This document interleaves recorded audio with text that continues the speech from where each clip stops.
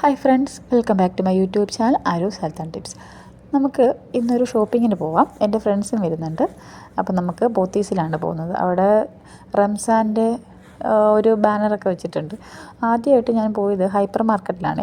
എൻ്റെ കൈ ഒന്ന് കട്ടായിട്ടുണ്ടായിരുന്നു. അപ്പോൾ അതിനൊരു ബാൻഡേജ് എടുക്കാനായിട്ട് ഞാൻ പോയി. അതൊരു പ്രഷർ ബാൻഡേജ് ആയിരുന്നു. പക്ഷേ അതെനിക്ക് സെറ്റായില്ല. എന്നാലും തൽക്കാലം ഇൻഫെക്ഷനൊന്നും അടിക്കാതിരിക്കാൻ ഞാനതൊന്ന് ജസ്റ്റ് ഒന്ന് ഒട്ടിച്ച് വെച്ചിട്ടുണ്ടായിരുന്നു. അത് കഴിഞ്ഞ് സാരി സെക്ഷനിലേക്ക് പോയായിരുന്നു. സാരി സെക്ഷനിൽ അവർ നേരത്തെ വന്നിട്ടുണ്ടായിരുന്നു. അവർ വന്ന് വെയിറ്റ് ചെയ്യുകയായിരുന്നു. അങ്ങനെ ഞാൻ വരുന്നുണ്ട്, അവർ നോക്കി വെച്ചു. അങ്ങനെ അത് കൊണ്ടുവന്ന് ചേച്ചിക്ക് വെച്ചു നോക്കുവാണ്. ഒരു ചേച്ചി, ഒരു സൈഡിൽ നിൽക്കുന്ന ചേച്ചി, ഈ ചേച്ചി വന്നിട്ട് ഭയങ്കര എനർജിയാണ്. മോളെ അതെടുക്കുക, ഇതെടുക്കുക, ഇത് നന്നായിട്ട് ചേരും, അത് നന്നായിട്ട് ചേരും എന്നൊക്കെ പറയുന്നുണ്ടായിരുന്നു കേട്ടോ.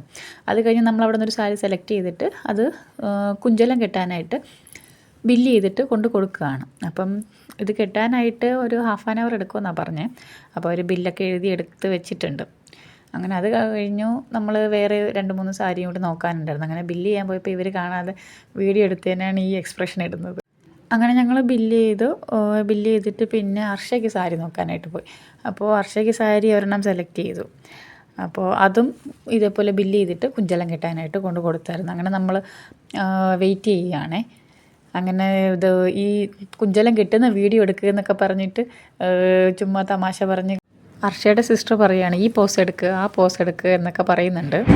പോത്തീസിൽ നിന്ന് ഇറങ്ങി ഞങ്ങൾ നേരെ പോയത് അന്ന റെസ്റ്റോറൻറ്റിലേക്കാണ്.